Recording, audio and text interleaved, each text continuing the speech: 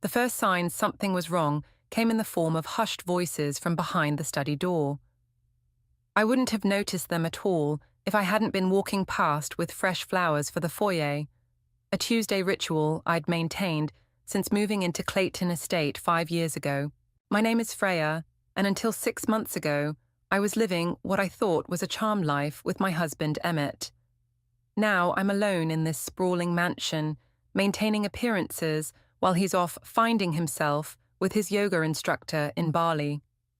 I paused outside the heavy oak door, my hand still gripping the crystal vase. The voices grew clearer. "She has to go, Wade. I won't have her here anymore, sullying our family name." My mother-in-law Mallory's voice dripped with contempt. "Draft the eviction papers immediately."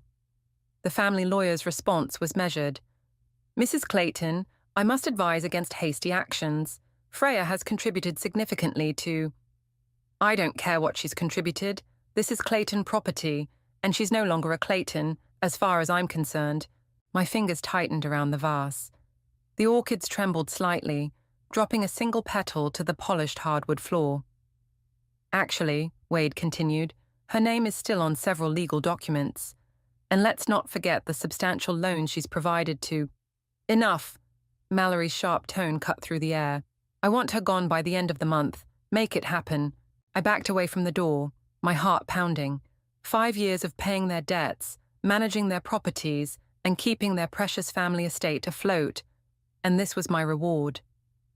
The front door opened, and Faith, my sister-in-law, walked in. Her eyes widened when she saw my face. "Freya, what's wrong?" I pulled her into the nearby sitting room, setting down the vase before my shaking hands could drop it. "Your mother is trying to evict me." "What? She can't do that." Faith's voice rose in pitch. "Shh." I pressed a finger to my lips. "She's in the study with Wade right now, plotting my removal like I'm some kind of pest infestation." Faith grabbed my hands. "Listen to me. You've done more for this family than anyone. The loans you provided saved us from bankruptcy after Dad died. She's just—" "A manipulative witch," I supplied. A ghost of a smile crossed Faith's face. "I was going to say struggling with changes, but your description works too." The study door opened, and we both froze. Wade's footsteps echoed down the hallway, followed by Mallory's lighter tread. "Faith, is that you, darling?" Mallory called out. Faith squeezed my hands before responding. "Yes, Mother. Just catching up with Freya." The temperature seemed to drop 10 degrees as Mallory appeared in the doorway.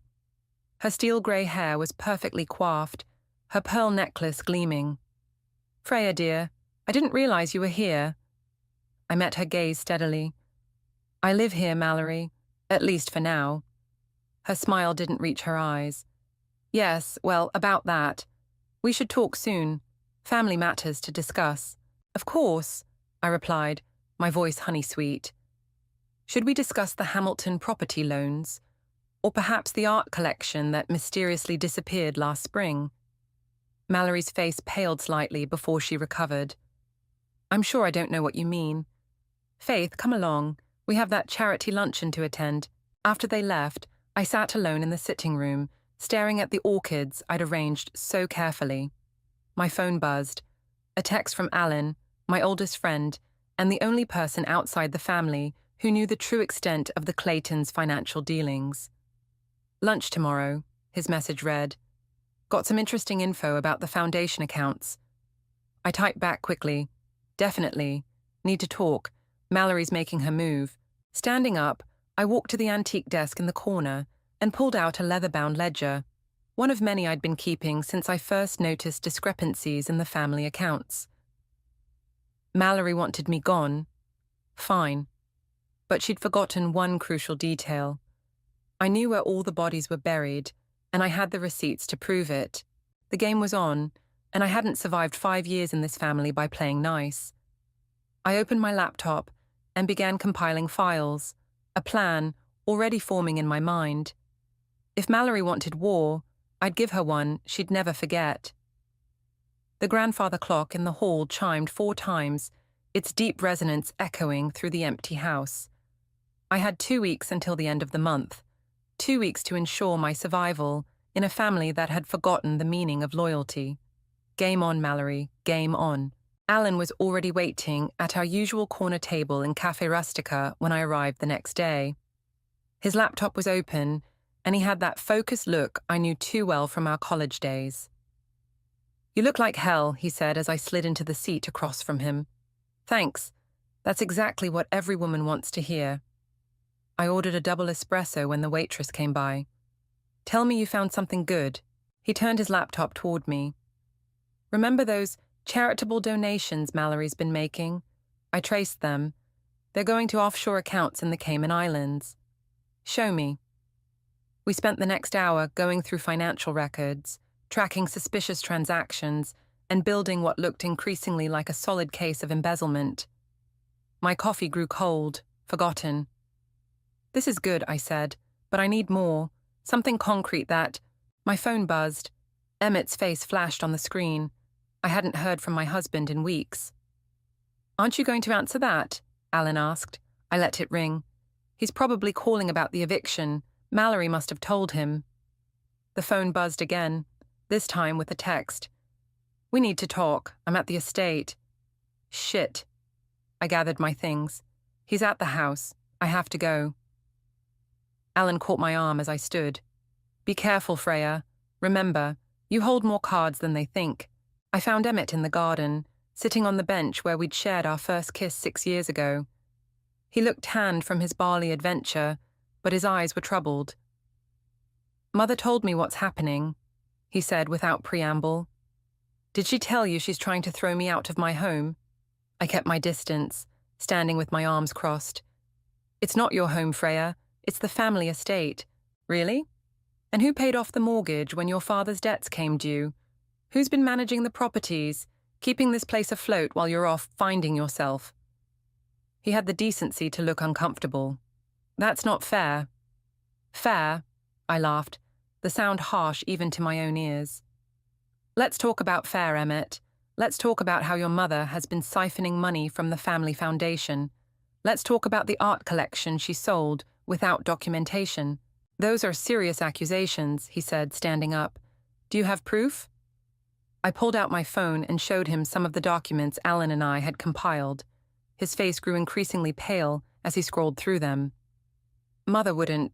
She couldn't." "She did. And I have more. Much more." Faith appeared at the garden door. "I thought I heard voices." She looked between us. "Everything okay?" "Your brother's just learning some family history," I said. "Freya, please," Emmett said. "We can work something out." "The family name." "The family name?" I cut him off. "The only reason your precious family name isn't mud is because I've been covering up your mother's tracks for years. Out of loyalty, out of love." I turned to Faith. "Show him the Hamilton property papers."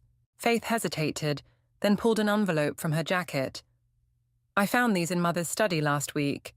She handed them to Emmett.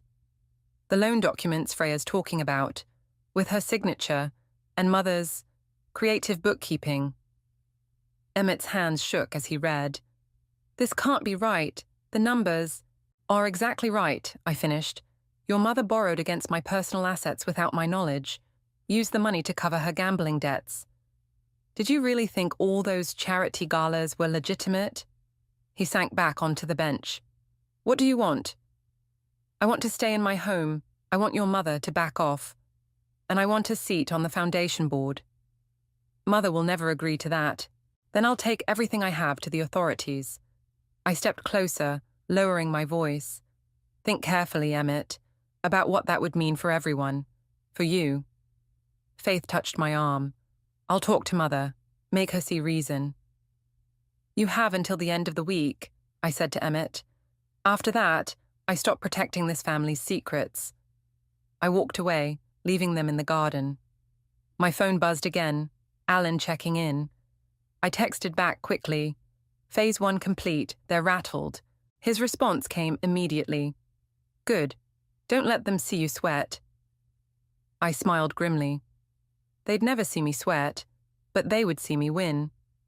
The war for Clayton Estate was just beginning, and I had years of ammunition ready to fire. The next morning, I was in the estate's library when Wade, the family lawyer, appeared in the doorway. His usual polished demeanor seemed slightly ruffled. "Freya, do you have a moment?" I gestured to the chair across from me. "Of course, Wade. Though I'm surprised you're here. I thought Mallory had you busy drafting eviction papers." He sat down heavily, loosening his tie. "About that, some concerning documents crossed my desk this morning. Documents suggesting irregular financial activities within the foundation." "Really?" I kept my voice neutral while pulling a file from my bag. "Documents like these?" His eyes widened as he scanned the papers. "Where did you get these?" "Let's just say I've been paying attention, very close attention." I leaned forward. "Tell me, Wade, did you know about the Hamilton property when you helped Mallory set up those offshore accounts?" He tugged at his collar. "My involvement was strictly professional." "Of course it was. Just like your involvement in the art collection sale was strictly professional." I slid another document across the table. "Though I notice your signature is conspicuously absent from these transfer papers." The door opened, and Victoria, my other sister-in-law, walked in. She stopped short when she saw us. "Oh, sorry, I didn't mean to interrupt." "Actually, your timing is perfect," I said. Wade was just about to explain some interesting financial decisions. Victoria's eyes narrowed. She'd always been the most business-savvy of the family. "What kind of decisions?" Wade stood up abruptly. "I should go. This isn't—" "Sit down," Victoria commanded, closing the door behind her. "I want to hear this." Over the next hour, I laid out everything. The missing art, the fake charitable donations, the property loans. Victoria's expression grew darker with each revelation. "That explains the discrepancies I found in the Foundation's quarterly reports," she said finally. "I knew something was off, but Mother insisted I was mistaken." Wade cleared his throat. "These allegations are very serious." "They're not allegations," Victoria snapped. "They're facts. Facts that could destroy this family." She turned to me. "What's your play here, Freya?" "I want what's rightfully mine. And I want Mallory to face consequences for once in her life." The library door burst open. Faith rushed in, her face flushed. "Mother's called an emergency family meeting. Tomorrow night. Everyone has to attend." "How convenient," I said. "I assume this is about my eviction." "Actually," Faith said, "it's about the Foundation. She's announcing some changes to the board." Victoria laughed sharply. "Let me guess. She's removing the last few people who might question her authority." Wade stood up again, gathering his papers with trembling hands. "I should prepare some documents for the meeting." "Prepare whatever you want," I called after him as he hurried out. "But remember, I have copies of everything." After he left, Victoria sat in his vacated chair. "You've been planning this for a while, haven't you?" "Since the day Emmett left. I knew Mallory would try something eventually." I looked at both sisters-in-law. "The question is, where do you two stand?" Faith and Victoria exchanged glances. It was Victoria who spoke first. "I love my mother, but what she's done, it's criminal and stupid. She's risking everything our father built." "I found more documents," Faith added quietly. "In the study, records of gambling debts, loans from some very dangerous people. This goes deeper than we thought." My phone buzzed, a message from Alan. "Got the forensic accountant's report. It's worse than we suspected. Call me ASAP." "Tomorrow night," I said, standing up. "Everything comes out. Are you with me?" Victoria nodded firmly. "Someone needs to stop her, for the family's sake." Faith hesitated, then squared her shoulders. "For the family." As they left, I called Alan. "Tell me everything about that report." "You better sit down for this," he said. "Remember that charity in Monaco? Turns out it's not just a front for gambling debts. Mallory's been using it to launder money for some very unsavory characters." I sank back into my chair, staring at the family portrait hanging above the fireplace. Mallory stood front and center, her perfect smile hiding a web of lies that went back years. "Send me everything," I said. "Tomorrow night the truth comes out. All of it." "Be careful," Alan warned. "Cornered animals are the most dangerous." I ended the call and walked to the window, watching the sunset over the estate grounds. Tomorrow would change everything. I just hoped the family could survive the fallout. The evening of the family meeting arrived, with a storm brewing both outside and in. Thunder rolled as I entered the estate's main dining room, where Mallory had insisted we gather. The massive oak table that had witnessed countless family dinners now felt like a battlefield. Victoria was already there, typing furiously on her tablet. "The forensic accountant sent over the final numbers," she whispered as I sat down. "It's staggering." Faith slipped in next, followed by Wade, who couldn't quite meet my eyes. Emmett arrived last, looking uncomfortable in a suit that still carried creases from his suitcase. Mallory swept in like a queen entering her court, pearls gleaming in the chandelier light. "Thank you all for coming. We have important matters to discuss regarding the Foundation's future." "And my eviction," I interrupted, my voice carrying across the table. "That's a private matter," she said dismissively. "Nothing about this family is private anymore, Mallory." I placed a thick folder on the table. "Shall we discuss the Monaco transactions?" The color drained from her face. "I don't know what you're talking about." "Mother," Victoria said, turning her tablet around. "These are the Foundation's real numbers. Care to explain the discrepancies?" Thunder crashed outside as Mallory's composure cracked. "You've been going through private documents?" "Someone had to," Faith said quietly. "The Foundation is bleeding money." "And not just to gambling debts," I added. "Though those are bad enough." Emmett leaned forward. "What gambling debts?" "Show them, Wade," I commanded. "Show them the papers you've been hiding." Wade's hands shook as he opened his briefcase. "Mrs. Mallory, I tried to warn you about the risks." "Don't you dare," Mallory hissed. "I pay you to protect this family's interests." "By helping you launder money?" Victoria's voice was ice cold. "By covering up theft?" Lightning flashed, illuminating the rage on Mallory's face. "Everything I did was for this family.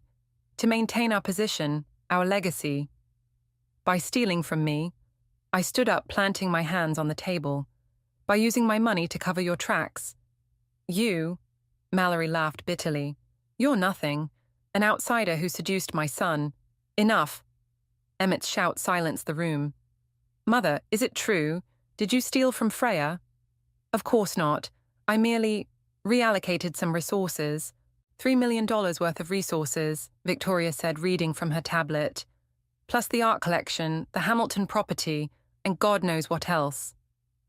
Faith pulled out the documents she'd found. "The gambling debts go back 5 years, Mother. Why didn't you tell us?" "Because she was too busy covering them up," I said. "Using Foundation money to pay off loan sharks, creating fake charities to hide the transactions. It's all here," Wade added, spreading papers across the table. "Every transaction, every cover-up." Mallory's face contorted.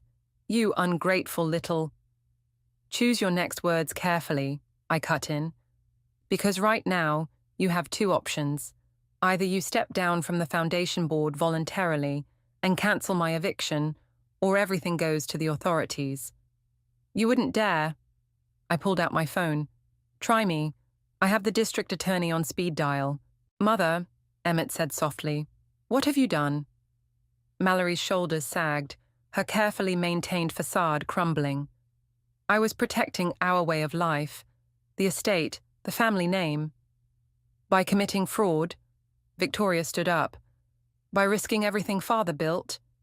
"I move that we vote on new Foundation leadership," Faith said firmly. "Right now." "I second that," Victoria added. Mallory looked around the table, finding no allies. Even Wade avoided her gaze. "Fine," she spat. "Vote. But remember who made this family what it is." "Oh, we remember," I said, pulling out one final document. "That's why I've already drafted the new board structure, with me as chair." The storm outside reached its peak as Mallory realized she'd lost. Her perfect world was crumbling, and there was nothing she could do to stop it. "Sign," I said, sliding the paper toward her, "or I make the call." Her signature was shaky but legible. As soon as she finished, she stood and walked out, her heels clicking on the hardwood floor. The silence that followed was broken only by the fading thunder. What happens now? Emmett asked. I gathered the documents, my hands steady. Now we clean up her mess. Together, as a family.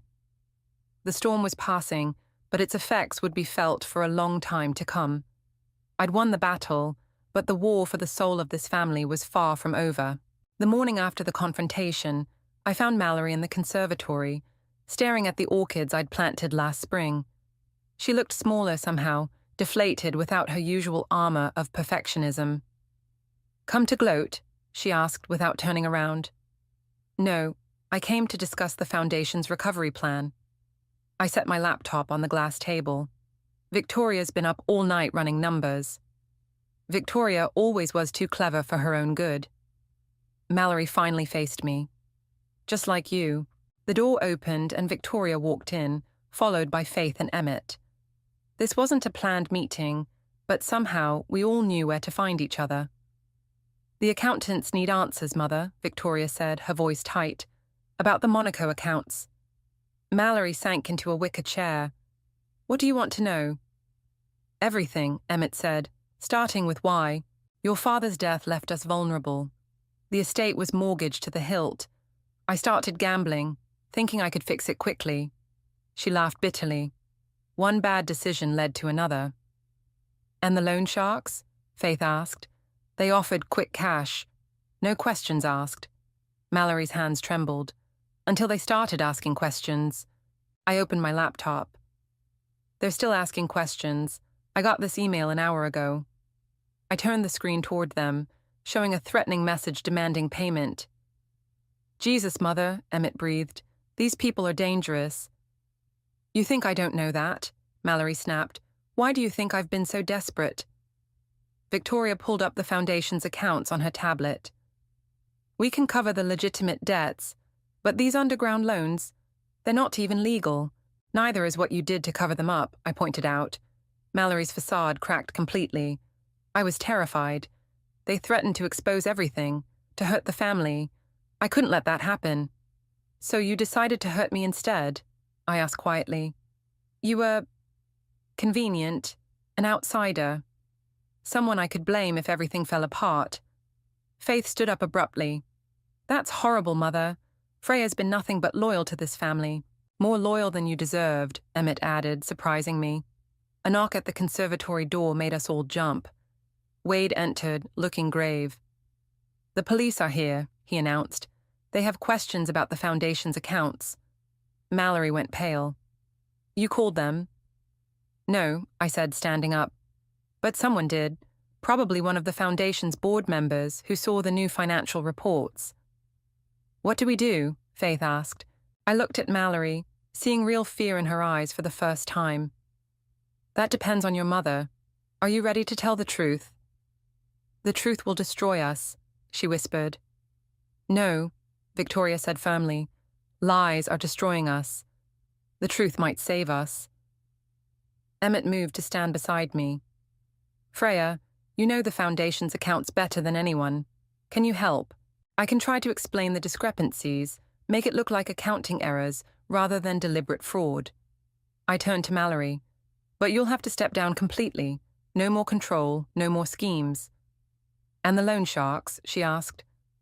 I have a friend in the FBI's financial crimes unit, I said. If you cooperate, they might be able to help. Wade cleared his throat. The police are waiting. Mallory stood shakily. I never thought it would come to this. None of us did, Faith said, taking her mother's arm. But we're still family. Are we? Mallory looked at me. After everything I've done? That's up to you, I replied. Start telling the truth and we'll see. Victoria gathered her tablet and stood. I'll handle the police. Mother, you need to decide right now. Are you with us or against us? The silence stretched for what felt like hours. Finally, Mallory squared her shoulders. I'll tell them everything, she said quietly. God help me. As we walked toward the main hall where the police waited, Emmett caught my arm. Thank you, he said softly, for not destroying her completely. You could have. That's not who I am, I replied, despite what your mother thinks. Faith joined us. The Foundation can survive this. We can survive this. Together. Ahead of us, Mallory walked with Victoria, already discussing how to present the financial records. She looked older, but somehow more real than I'd ever seen her. "Ready?" I asked as we reached the hall doors. Mallory took a deep breath. "No, but it's time." As we entered the hall, I realized this wasn't the ending I'd expected when I started gathering evidence against Mallory. It wasn't revenge I was feeling, but something closer to resolution. The truth was finally coming out, and maybe that was better than any revenge could be. The healing could begin, but first we had to face the consequences of years of deception. Together, as a family, however broken and imperfect we might be. 3 days after Mallory's confession, the estate buzzed with activity. FBI agents combed through financial records, while forensic accountants set up camp in the library. I was reviewing documents with Alan when Victoria burst in. "They found something," she said, waving a folder.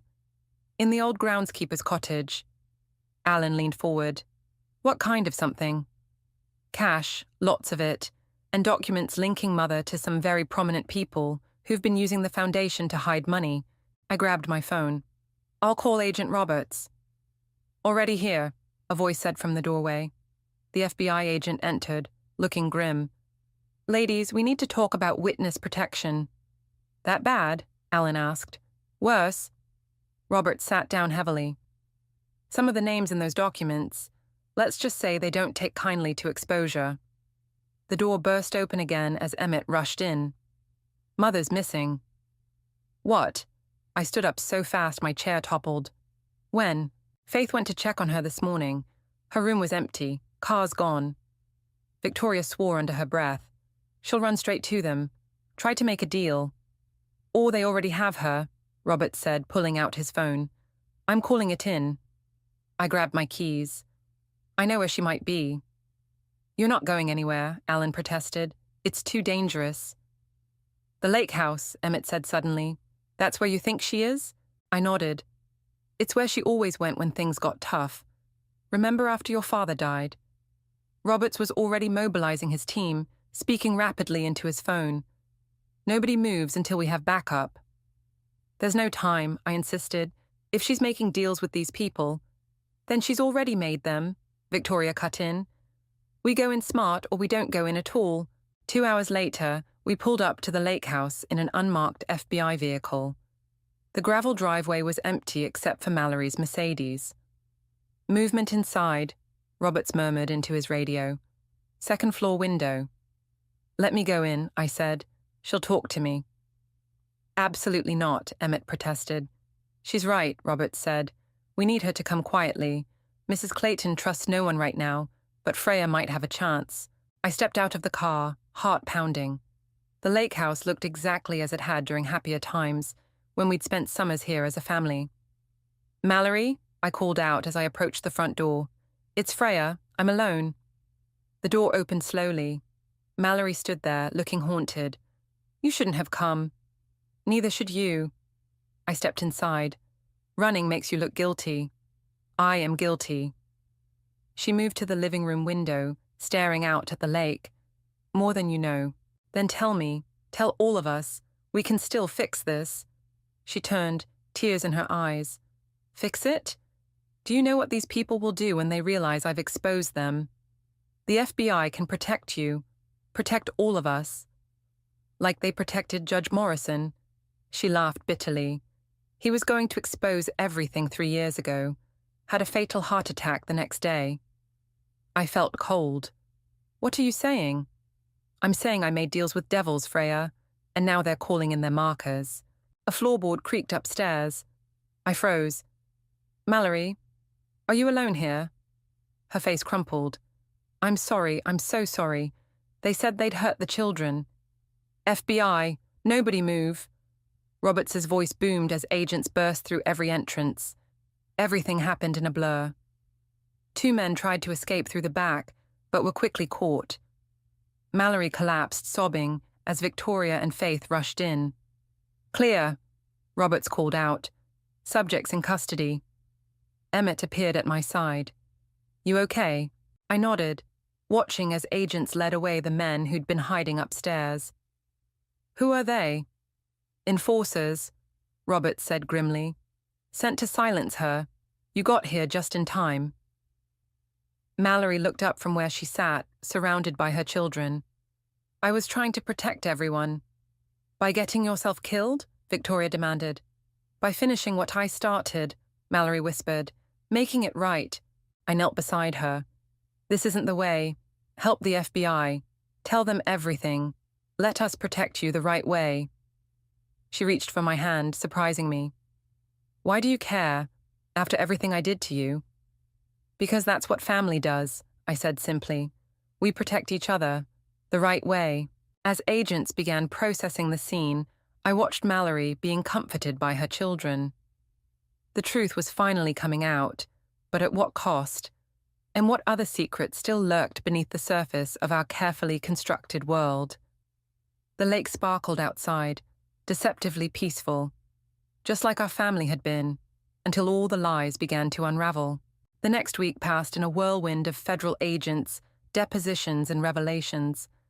I sat in the estate's study, surrounded by boxes of evidence, when Wade arrived looking ashen. "They're arresting Judge Morrison's widow," he announced. "She just confessed to helping cover up his murder." Victoria looked up from her laptop. "Mother's testimony?" "Broke the whole thing wide open." Wade loosened his tie. "The FBI's calling it the biggest financial corruption case in state history." Faith burst in, waving her phone. "Turn on the news, now." I grabbed the remote, and the wall-mounted TV flickered to life. The headline scrolled across the bottom: "Prominent socialite exposes nationwide money laundering scheme." "Mallory's going public," I breathed. The screen showed her leaving the federal building, surrounded by agents. She looked smaller than ever, but held her head high. "Mother's testimony has implicated 3 senators and a dozen corporate executives," Faith said. "The FBI is saying more arrests are coming." Emmett appeared in the doorway. "They're moving her to a safe house tonight. She wants to see all of us first." The safe house turned out to be a modest ranch-style home on the outskirts of town. Agent Roberts met us at the door. 20 minutes, he said firmly. "We need to get her settled before dark." Mallory sat at a kitchen table that had seen better days, a far cry from the estate's antique furniture. She managed a weak smile as we entered. "My children," she said softly. "All of you.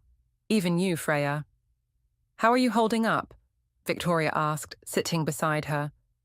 "Better than I deserve." Mallory's hands shook as she reached for her water glass. "The prosecutor says my cooperation will count for something." "What happens now?" Faith perched on the counter, looking worried. "Now the real storm begins." Mallory met my eyes. "The foundation is being restructured," I finished. "Victoria and I spent all week with the forensic accountants. We can save it." "After everything I did?" "The foundation does good work," I said firmly. "Real good work, when it's not being used as a cover.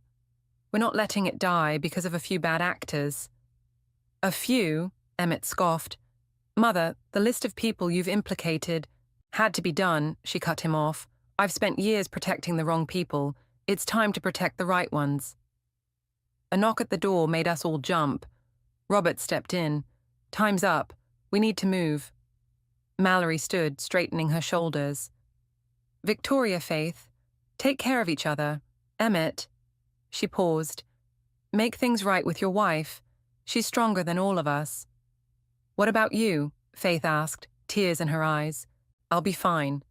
The FBI says it won't take long to round up the main players. Then maybe—" She glanced around the shabby kitchen. "Maybe I'll learn to live a simpler life." "Mrs. Clayton," Roberts pressed, "we need to go." "Wait," I said, stepping forward. "Mallory, I need to know, why did you finally decide to tell the truth?" She smiled sadly. "Because you showed me what real strength looks like, not in threats or schemes, but in standing up for what's right." She touched my cheek gently. "I'm sorry it took me so long to see it." As Roberts led her away, we stood in silence. The sound of car doors slamming, engine starting, and then nothing. The press will be all over this, Victoria said finally. We need a strategy. Already handled, Wade spoke up from the corner. The Foundation's PR team is preparing a statement about internal reforms and cooperation with authorities. My phone buzzed, Alan texting updates about the latest arrests. The web of corruption Mallory had exposed was vast, reaching into boardrooms and political offices across the country. She did it, Faith whispered. She actually did it. She chose family over fear, I said, finally. Emmett touched my arm. About what she said, about making things right. Not now, I cut him off. We have work to do. Victoria pulled out her tablet. The Foundation board meets tomorrow. We need to be ready. As we left the safe house, I looked back one last time. Somewhere out there, Mallory was starting a new chapter, one of truth and consequences. And here we were, picking up the pieces, rebuilding what was broken. The estate would survive. The Foundation would survive. And maybe, just maybe, our family would come out stronger for having faced the truth at last. Ready? Faith asked as we reached our cars. I nodded, feeling the weight of responsibility and possibility. Ready. The sun was setting as we drove away, casting long shadows across the road. Behind us lay secrets and lies. Ahead, the hard work of redemption. But at least, now, we were facing it together. The autumn air was crisp as I stood in the estate's garden, watching the Foundation's new youth centre being dedicated. Where there had once been only manicured lawns, now stood a modern building filled with promise and purpose. Quite a turnout, Alan said, joining me with 2 cups of coffee. The press seems impressed. They should be. Victoria's been working miracles with the restructuring. Faith approached, beaming. The first scholarship recipients are here. Want to meet them? We walked over to a group of teenagers, their eyes bright with possibility. These were the kids the Foundation was meant to help all along, not the corrupt officials who'd used it as their personal piggy bank. My mother would have loved this, Faith said softly. The real her, I mean, before everything went wrong. The latest letter from Mallory had arrived yesterday. She was still in witness protection, but her testimony had led to over 30 arrests. The corruption ring was falling like dominoes. Victoria was at the podium now, addressing the crowd. Today marks a new chapter for our Foundation, one built on transparency, accountability, and genuine service to our community. I felt a presence beside me and turned to find Emmett. We hadn't spoken much since signing the divorce papers, but there was a peace between us now. You did it, he said quietly. You saved everything. We did it, I corrected, all of us. Mrs. Harrison, a young intern approached. The board members are gathering for the ribbon cutting. I smiled at the use of my maiden name. It felt right, like coming home to myself. Coming, I said, then turned back to Emmett. Will you stay for the ceremony? He shook his head. I'm heading back to Bali next week, but this time to teach at a local school, not to hide. Good, I said, meaning it. That suits you better than banking ever did. The ribbon cutting was a blur of cameras and applause. Victoria and Faith flanked me as we officially opened the youth centre's doors. Wade stood in the crowd, now serving as our compliance officer, his own path to redemption. Afterward, as the crowd mingled and toured the facility, Agent Roberts made an unexpected appearance. Thought you'd want to know, he said, pulling me aside. The last of the conspirators was arrested this morning. It's really over. How's Mallory doing? Faith asked, joining us. Adjusting. She's thinking about writing a book. Robert smiled slightly. Your mother's quite a storyteller when she's telling the truth. Victoria appeared with a tablet. Speaking of truth, look at these applications. We've had over 200 requests for our new mentorship program. The Foundation's finally doing what it was meant to do, I said, watching the teenagers explore their new space. Making a real difference. Thanks to you, Faith squeezed my hand. You could have burned it all down. Instead, you helped us rebuild. Family doesn't burn family, I said simply, even when they deserve it. The afternoon wound down, as the sun painted the estate's windows golden.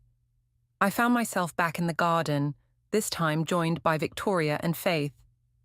The board wants to discuss expanding, Victoria said, opening centres in other cities. Let's do it right this time, Faith added. No shortcuts, no secrets.